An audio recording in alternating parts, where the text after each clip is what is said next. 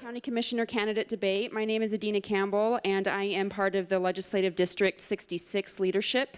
And I appreciate you guys coming here, and also thank you to the candidates for setting time aside. I know your schedules are packed, so thank you so much for being here. We also welcome Spanish Fork Channel 17, who's going to be recording the event and replaying it on our local network here in Spanish Fork. I have also asked other people to record this event digitally so that we can put it online for people who didn't have an opportunity to be here. So that's going to be happening too. So you're on the record, boys. Just be aware. Okay. Anyway, thank you so much for being here. And also thank you to our moderator, Doug Welton. He is the debate coach at Salem Hills High, and his team took state this year. I know. Very impressive. It's like a celebrity in our midst. And he has a very busy schedule too, so we really do appreciate him being here. And I also know you guys have busy schedules, so thank you so much for doing your diligence as county delegates. Okay, we are going to start with a prayer and a pledge, and then we're going to start the debate. We only have this auditorium for a limited amount of time, so we're going to have Doug ask the questions, he'll explain the process, and then if you want to speak individually to any of the candidates afterwards, you are welcome to do so out in the foyer so that we can get the lights turned down and the doors closed to the auditorium. So our delightful tech students who are high school students volunteering their time tonight. Thank you, everybody. Let's clap for them. So that they can go home while you guys still ask questions individually to the candidates out in the foyer. Okay, so I have asked Nick Christensen, a county delegate in my precinct, Spanish Fork 15, to lead us in the Pledge of Allegiance. The flag is right here.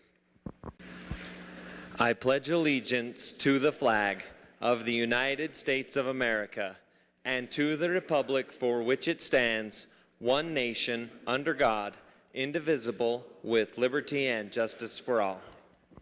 My name is Brad Frost. I'm from American Fork, born and raised there. But I've always felt akin to Spanish Fork. This is where much of my posterity was born and raised and buried in Spanish Fork Cemetery. So I come here often and reflect upon them. And so, but I'm married, 5 children, 2 grandchildren. 2 of my daughters are married, and that really was a game changer for us this year as we've had 2 grandchildren in our lives. And I thought I loved my kids until I had grandkids, and then I knew a whole new level of love. So professionally, I'm a landscaper, I'm a contractor, and I've been in that arena for about 15 years. Prior to that, I had a trash business in which I sold. After just outworking my competitors, I think I was an irritant to them, and they bought me out. And that was my plan from the beginning, and it worked. So, I love service. I serve in my city council in American Fork.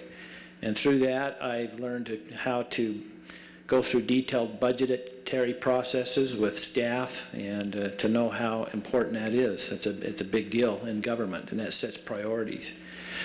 I have observed on the county level a very lack of transparency. And I think that is kind of like termites that will erode government if transparency is not there. Simple fix, but transparency. And then one of my platform issues that I think is very relevant, something that I've spent a lot of time in, and I've been fighting for a canyon. And it's water for about almost the quarter of the county.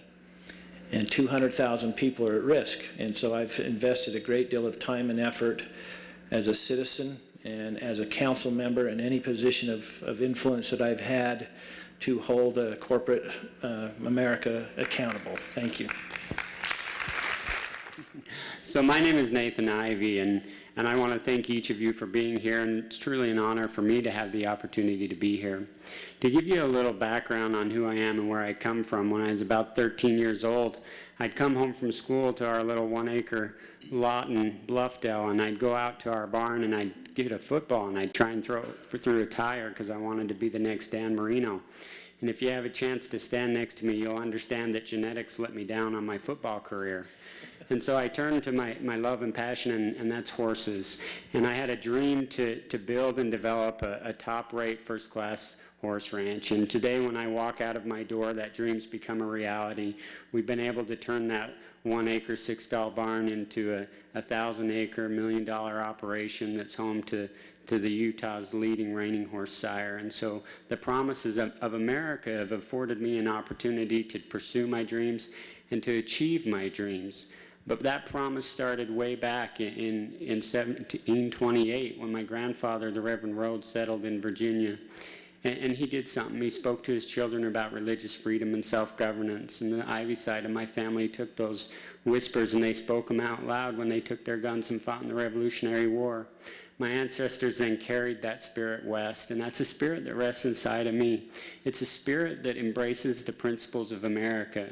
It embraces limited government, and a government that fights to protect the three most important things in our life, and that's life, liberty, and property. And I believe that when we adhere to the Constitution, we give people the greatest opportunity to succeed. I'm in this race because when I look at my children, I want to make sure that they have the same opportunities that the promise of America has afforded to me. And that's why I'm in this race, is to fight for those principles, to ensure that we continue to pass on that dream and legacy that my ancestors have gave to me to future generations. My name is Mike Kipp. My background includes being in the military for 10 years. During that time frame, I spent all of that time in the Navy SEAL teams, did just right at 900 missions, a little over. In the intelligence community is where that actually falls when you're in special warfare groups, led me into different areas in major contracting and working with our State Department, our Defense Department, working with large-scale developers, large companies, Raytheon, Boeing, numbers of others, and actually opening up trade and business relationships with those companies and the State Department to different foreign countries. So I'm pretty familiar on an international basis on how large-scale business runs and the economics that are associated with it. Coming back into the States, I became a large-scale contractor, and not where I owned the company, but acting on a consulting basis on the different projects that were associated with it. There's probably not any federal, state, or county, city regulatory issue that I haven't had to deal with, or the EPA. Here in Utah, we have some unique issues. Right now, we have some that are fairly emotional, some that are actually quite crucial and critical. When I look at the leadership skills that I bring to the table in dealing with how we're handling different expansion ratios, looking at the watershed, looking at the different areas on how we're having people come together. In the last 3.5 years, we look at 30,000 families that have moved in and what that's doing to the infrastructure. That's half of the current growth rate. And we need to be able to start taking a look at all of the different critical nature issues that are facing the county. Thank you. Hi, my name is Scott Ward. I am a local resident of Spanish Fork. I was born and raised in California, but came to Utah after transferring to BYU and completing my education there. I received a bachelor's in economics and a master's of public administration. After that, I worked in local government, spent some time there, then got recruited by a private telecom company, and so I did some regulatory work for them. Eventually, I decided to pursue my dream of being an entrepreneur and somewhat of a philanthropist, if you will, by getting involved in the community. That was taught to me by my parents, both of which who were educators and very involved in the community. In fact, 6 of my siblings, or 6 of my parents' children, all have some sort of career in public service in some way, whether it's law enforcement, local government, or armed forces.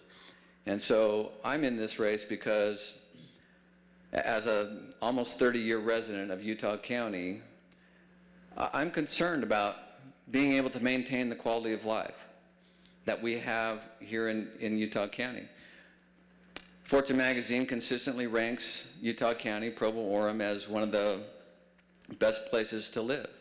Right now we have a little bit of intrusion of even local government on some of our individual rights, and I'm running for county commissioner so that I can make sure that the government remembers its proper role, that our rights are protected, that we're able to enjoy a strong, high quality of life, providing the recreational opportunities, balancing economic growth with the ability to raise our kids and preserve that for generations to come. Thank you.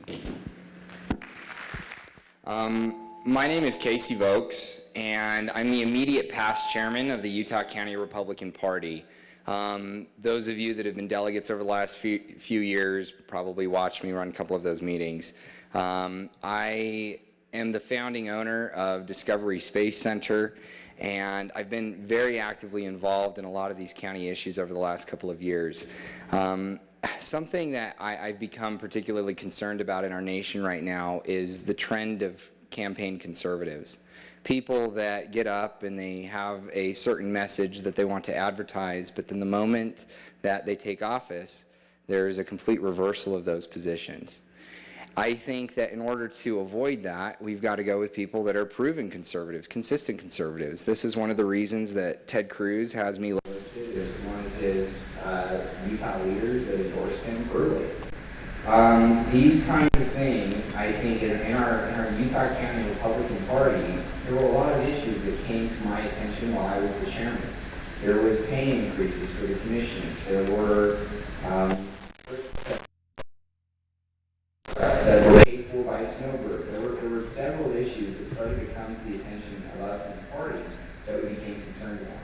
Proposition 1 and the intent to write a blank check to UTA, that was certainly going to take us in a completely wrong direction.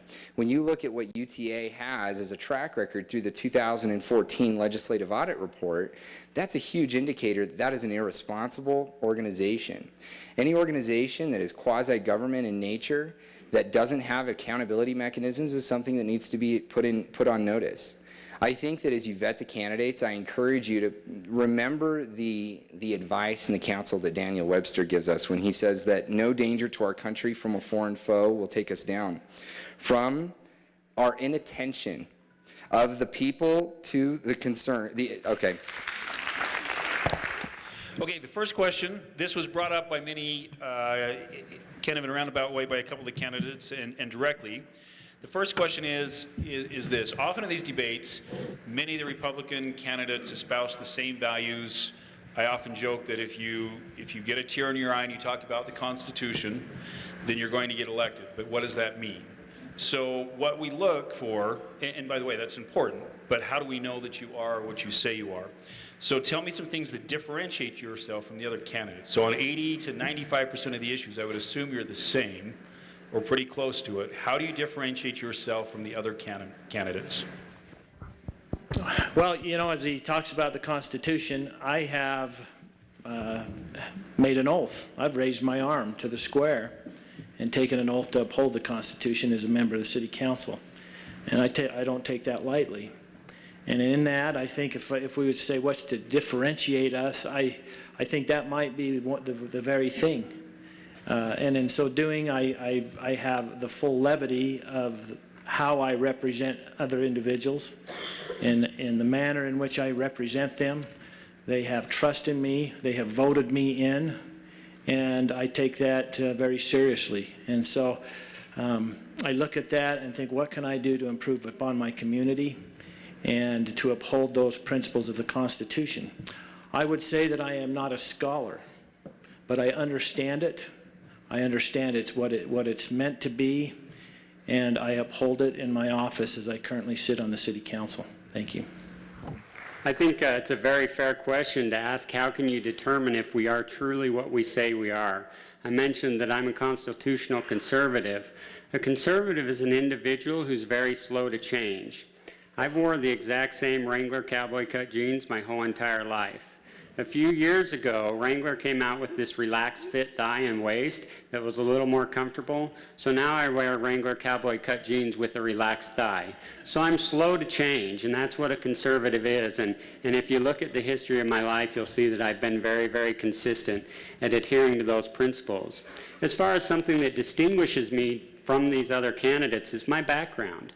I've grown up as a rancher making my living off the land. I'm a CEO, I'm a chief financial officer, I'm a janitor, I'm a stall cleaner, I'm a mechanic, I maintain my buildings. I have a very diverse skill set that working in the agricultural field has forced me to have. And I'm also the only person on this stage that's a resident of unincorporated county. The decisions that are made at the Commissioner's office directly affect me, and I do not have a city to buffer me from those particular things. I respect Frost's running. This is my local office that I'm running for. For me, the Constitution is perhaps a little different and a little more special than for a lot of people.